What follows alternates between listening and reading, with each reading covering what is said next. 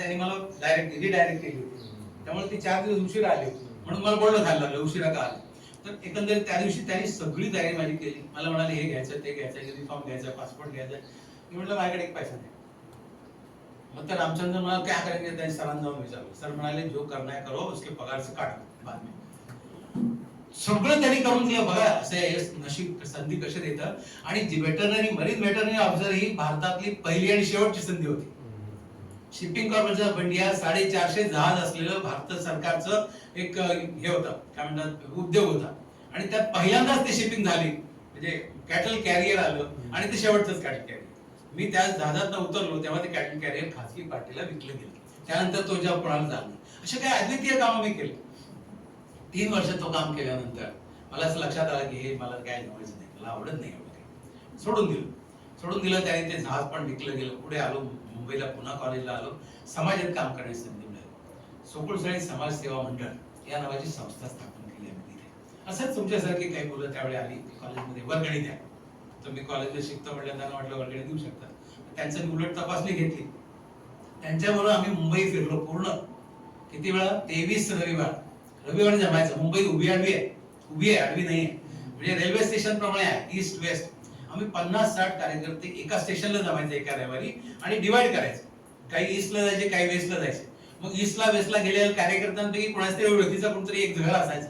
मग त्या घरी पहिल्यांदा जायचं. तुमच्या ओळखीचे आणखी कोण घर आहेत विचारायचं.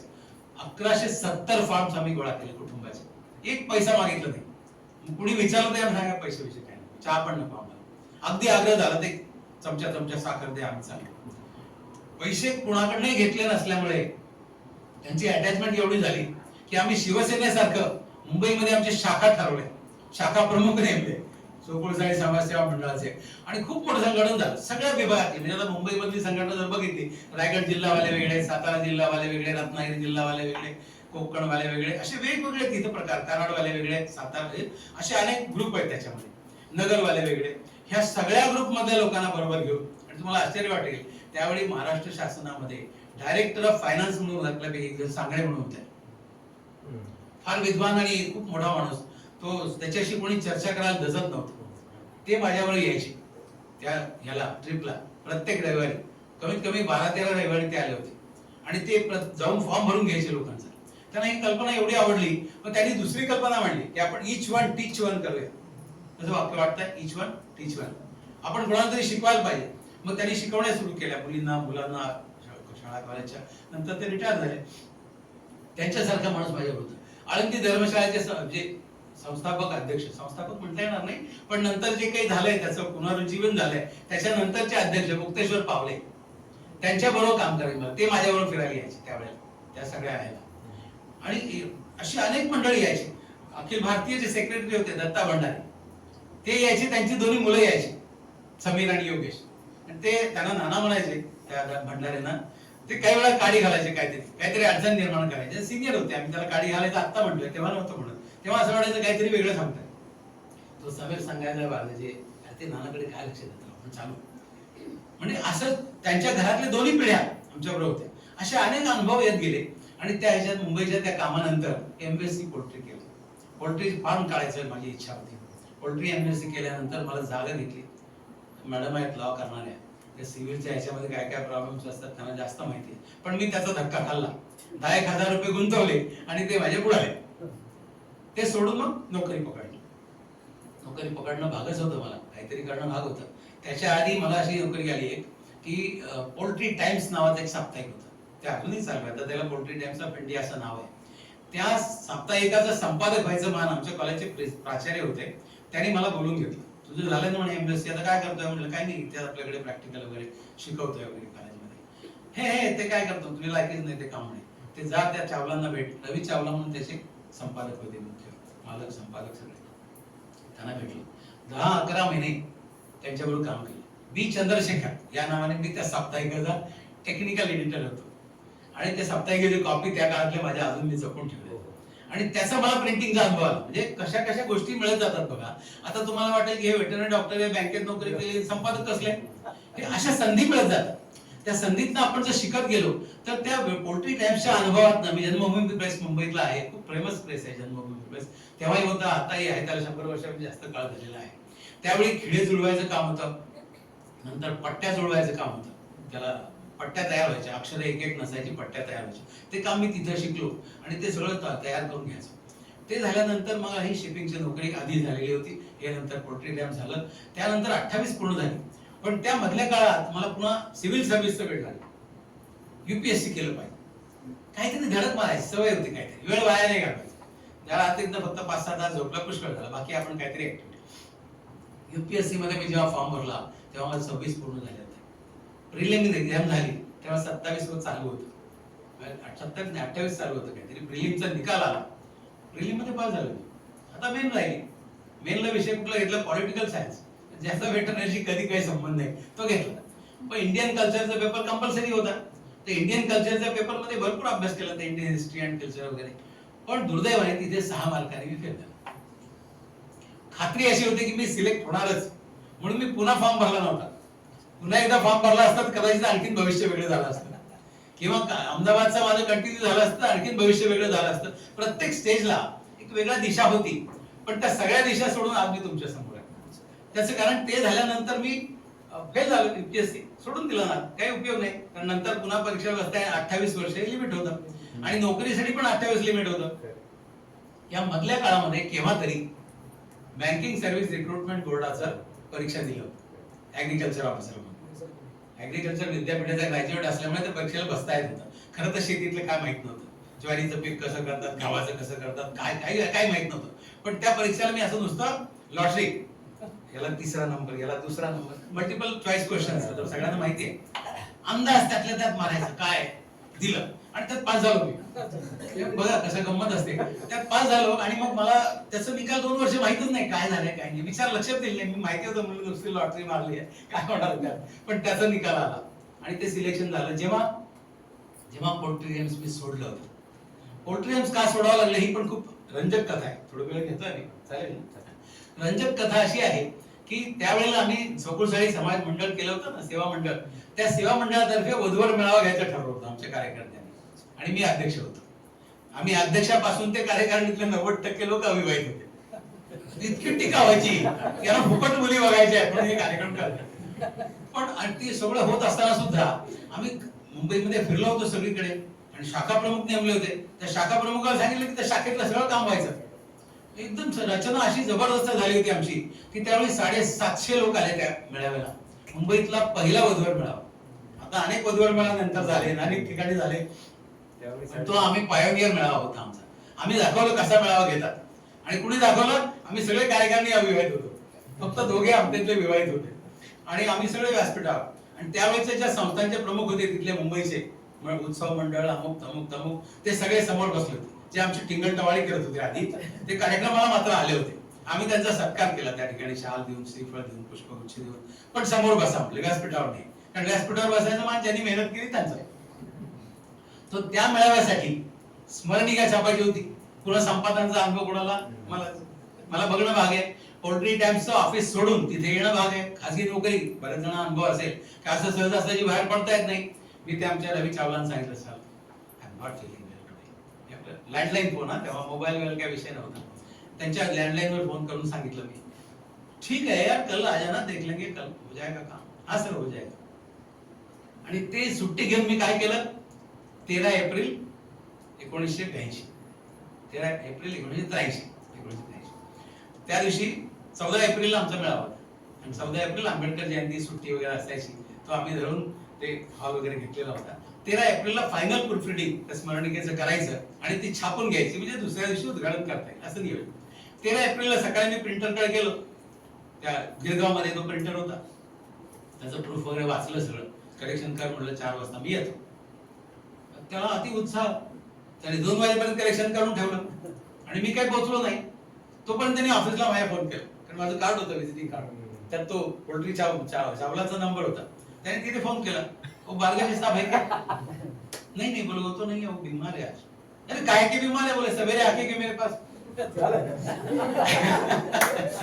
गमती जमती कशा असतात बघा, म्हणजे संकटातनं संधी कशी येते पुढे.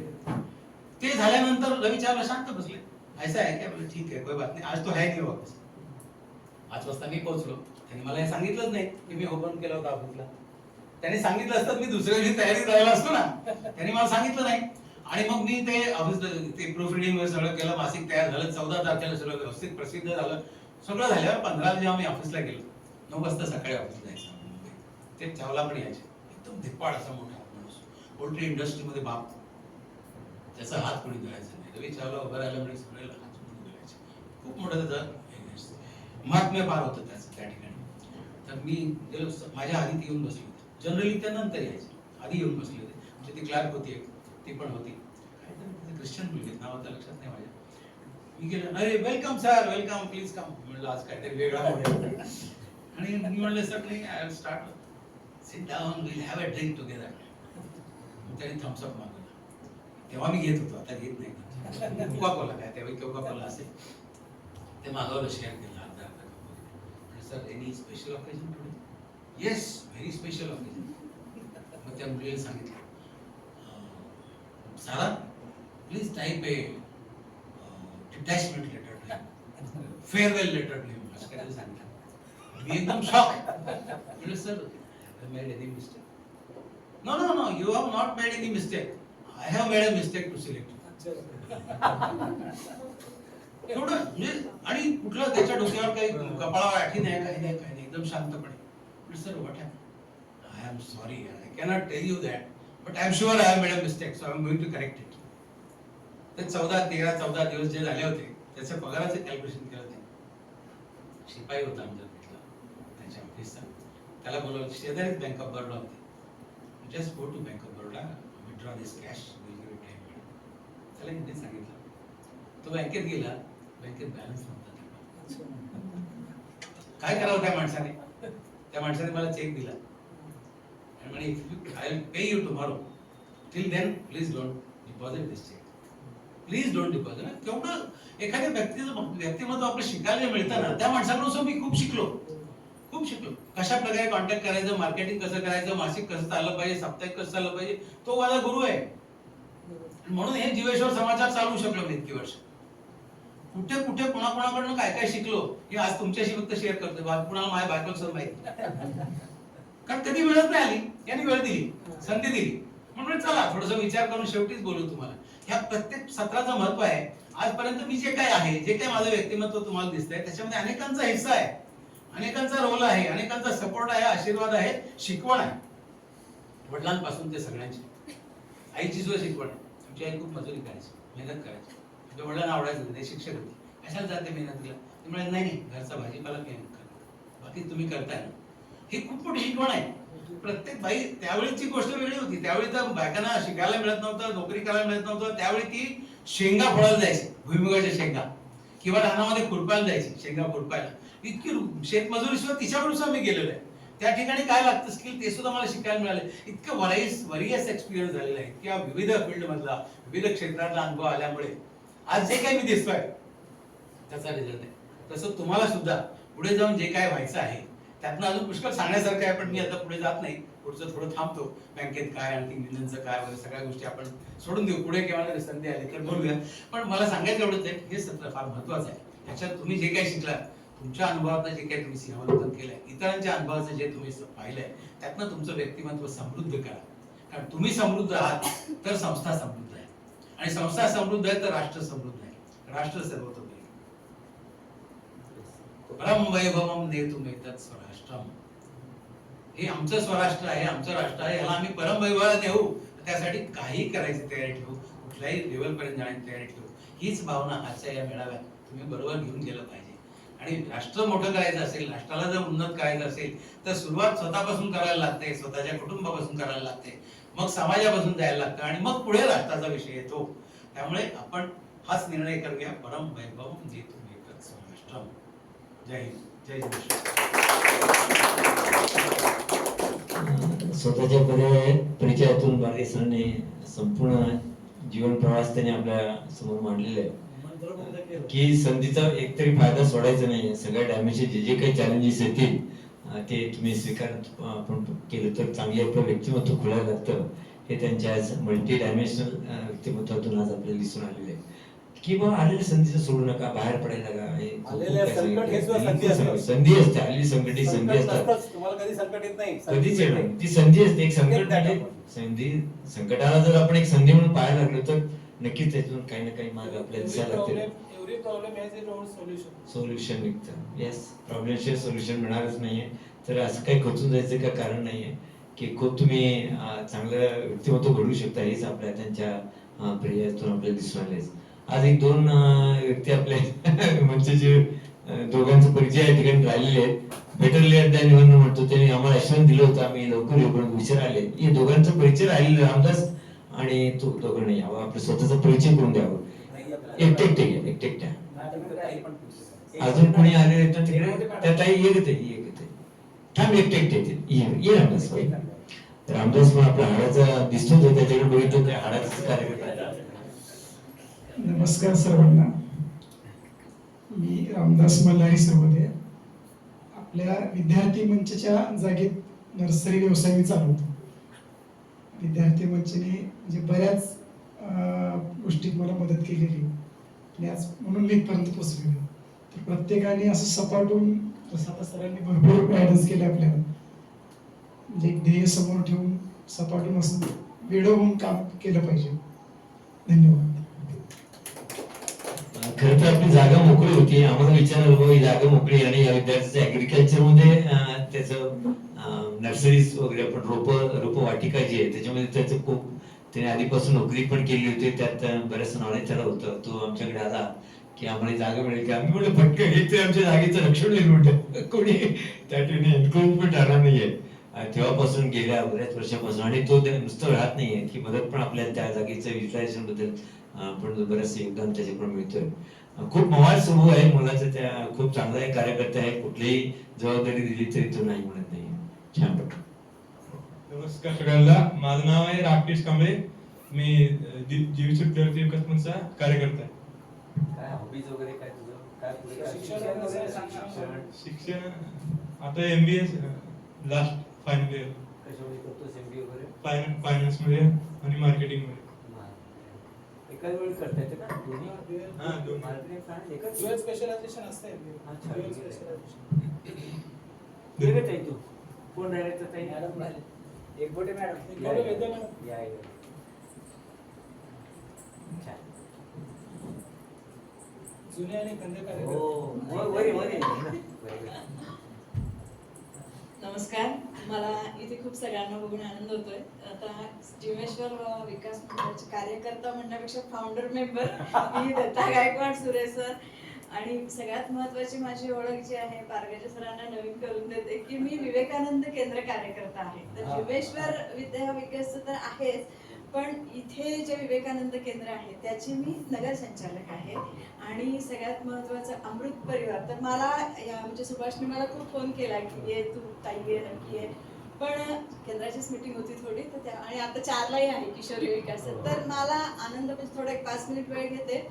तर आनंद हा वाटतो की माझा जीवेश्वर विकास म्हणजे इथे आला केंद्रामध्ये, आणि त्यामुळं म्हणजे जीवेश्वर विकास तर होतोच आहे विद्यार्थी विकासचा. त्याच्यात म्हणजे पेरणीच एवढी छान झालेली आहे. आम्ही काय केलं, टोंपे सर, आम्ही सरोदे सर आणि विष्णू पवार सर, त्यांची मला आज आठवण येते, आणि बारगाचे सरांसारखे मार्गदर्शक आपल्याकडे आहेतच.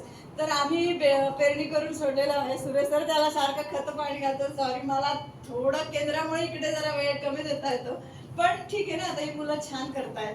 तर त्यामुळं मला याच्यामध्ये आता फक्त एकच सुचवायचं की इथं जे सरांनी इतकं सुंदर, की मला सुद्धा असं वाटलं की अरे आपण खरंच थोडं अजून लवकर यायला पाहिजे. एवढं छान की म्हणजे किती, म्हणजे आपल्याला असं वाटतं ते, म्हणजे हा पेशन्स पण आपण बघितला पाहिजे की अरे प्रत्येक ठिकाणी कुठेतरी आपल्याला फटकाच बसतोय आणि त्यातनं खचून न जातं की त्याच्याकडे संधी, म्हणजे त्यांनी फक्त हे कुठेतरी असं लेक्चर नाही दिलं की त्याच्यामध्ये की त्याचं दाखवून दिलं की ही संधी आहे.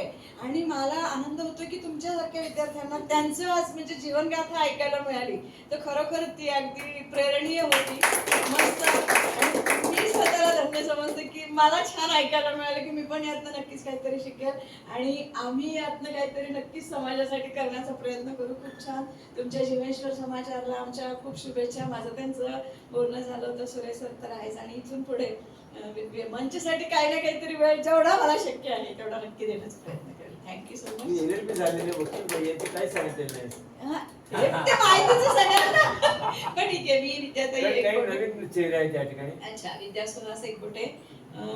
मी पत्रकार वसंतराव एकबोटेंची सून आणि मिस्टर माझ्या बँकेत आहे. एक मुलगा आहे, एक मुलगी आहे. मुलीचं लग्न झालंय, मुलगा इंजिनियर आहे. संसार म्हणजे जे म्हणतात तो आता बऱ्यापैकी सेटल झाला. त्यामुळं आणि व्यवसाय आणि वकील ही मुद्दाम नाही सांगितली, कारण मला वकिलीपेक्षा आता समाजकारण जास्त करायचं. त्यामुळं वकील आता ही ओळख मी हळूहळू लुप्त करणार आहे. आहे वकिली क्षेत्रामध्ये पण खूप नाव, म्हणजे अनेक संस्था आहेत. नगर, सोलापूर, उस्मानाबाद आणि औरंगाबाद या 4 ठिकाणी ज्या रयत शिक्षण संस्था आहे, महाराष्ट्रभर आहे त्याच्या शाळा. तर रयत शिक्षण संस्थेची मी लिगल ॲडवायझर आहे आणि बाकी बऱ्याच संस्था आहेत. शैक्षणिक संस्थांमध्ये मी काम करते. तर शैक्षणिक संस्थांची मी लिगल ॲडवायझर आहे आणि बाकीचे फॅमिली कोर्ट वगैरे तर आहेच. सगळ्यात महत्त्वाची ओळख माझी विवेकानंद कार्यकर्ता. धन्यवाद. आणि मंचची कार्यकर्ता. धन्यवाद. त्यांच्याकडे जे 2 सध्या उपक्रम चालू आहेत, किशोर विकास आणि अमृत परिवार, त्याची जबाबदारी तिच्याकडे मोठी आहे. आणि आपल्या मंचची किती सुरुवातीला पहिल्या टप्प्यामध्ये कायदेशीर सल्लागार म्हणून ती काम करायची वगैरे, ज्यावेळी बरंच आपल्याला काही बऱ्याचशा गोष्टी सुरुवातीला कराव्या लागतात, ती संबंध पूर्तता त्यांनी आपल्या त्यावेळी करून दिले. धन्यवाद दिले. तो स्वतःचा खूप छान या ठिकाणी परिचय करून दिलास. तर आता आपण जेवणाची वेळ कुठे पण चालू शुभम झालेली आहे. Yes yes.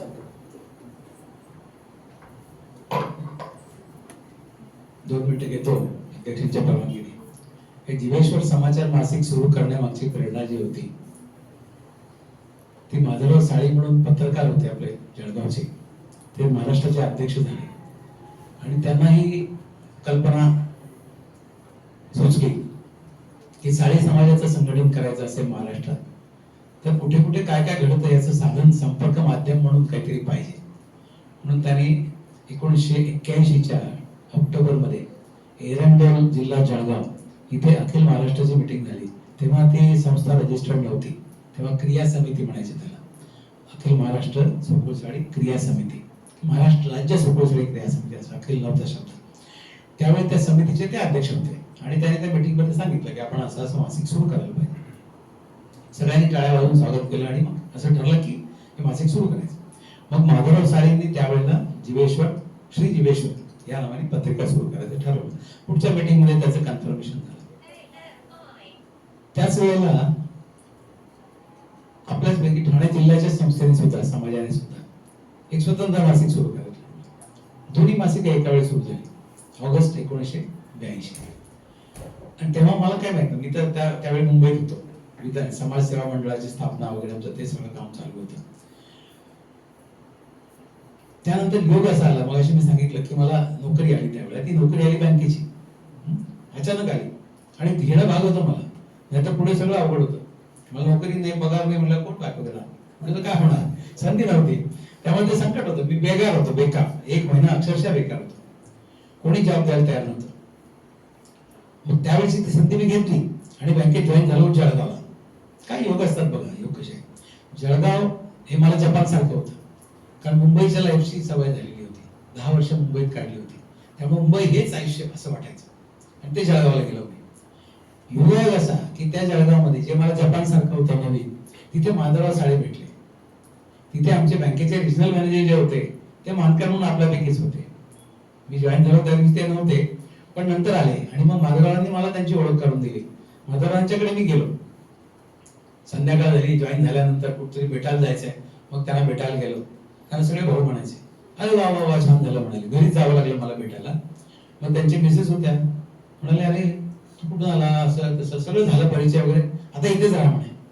म्हटलं असं कसं इथे राहा, नाही नाही मला 4 मुलं तू 5वा म्हणे. एका वाक्यात त्यांनी एवढं प्रेम दिलं आणि त्यांच्या घरी मला ठेवून घेतलं.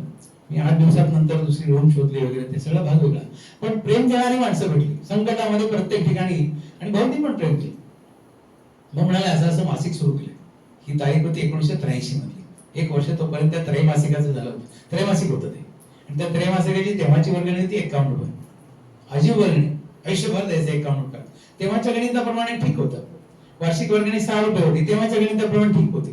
3 महिन्यात एकदा छापायचं, तेव्हा वर्षातून 4च अंक द्यायचे होते. पण ते नंतर त्यांनी मला काम सांगितलं. लग्न झालेलं नव्हतं, मी मोकळा होतो, बँकेचं काम संपल्यावर काय करायचंय, बाकी कुठलं व्यसन नाही, मग काय व्यसन, काम. तर हे काम सुरू झालं, जीवेश्वरचं काम माझ्याकडे आलं. तर आता सांगण्याचा मुद्दा एवढाच आहे, पुढे आणखीन वाढत जाईल, अर्धा भाग राहिलेला सांगेल, त्यापेक्षा मुख्य मुद्दा सांगतो. हे जीवेश्वर समाचार मासिक आपण आता सगळ्यांना फ्री देतोय, सगळ्यांना फ्री देतोय. वर्गणी भरलेली असो नसो, घरातल्या प्रत्येका ज्याच्या हातात स्मार्टफोन आहे त्याला मासिक फ्री मिळणार आहे. त्याने फक्त त्या लिंकवर जाऊन तो फॉर्म भरायचा आणि तो नंबर सेव्ह करायचा स्वतःच्या फोनमध्ये. याचा प्रचार आपल्याला जितका करता येईल तितका करा, प्रत्येकाने करा. ती लिंक तुमच्याकडे नसेल तर तुमच्या ग्रुपमध्ये शेअर करायला मी सांगतो सगळ्यांना.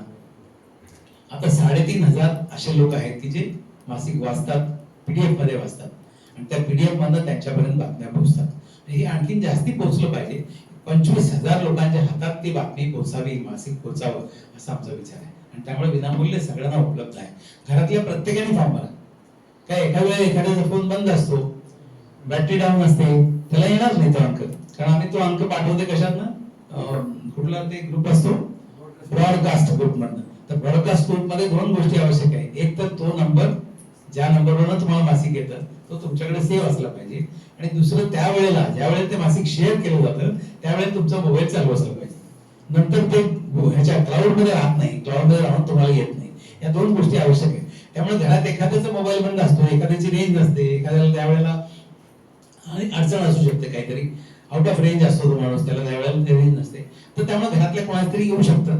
प्रत्येकाला घरातल्या ज्याच्या हातात स्मार्टफोन आहे त्या प्रत्येकाला हे करायला सांगा. ते खूप मोठं सहकार्य होईल. कारण आपले हे जे काही आत्मविश्वास सांगितलं की विद्यार्थी विकास मंच कार्यक्रम कुठपर्यंत दूरपर्यंत पोहोचवलेत, मासिकांनी पोहोचवलेत, ते मासिकांनी ते पोहोचवण्याची मासिकाची क्षमता वाढवणं तुमच्या हातात आहे. तुम्ही आणखी जितक्या लोकांच्या हातात ते मासिक जाईल तितक्या लोकांपर्यंत ते काम तुमचं जाणार आहे. धन्यवाद. आता मध्यानंतरी जेवणाच्या सुट्टीसाठी जेवण तयार आहे. मोकळं व्हा. आता आपल्या तिथे भोजन हॉल सभागृहामध्ये पोहोचायचंय. पुन्हा 2:30 वाजता आपल्याला डॉट या सभागृहामध्ये यायचंय. ठीक आहे.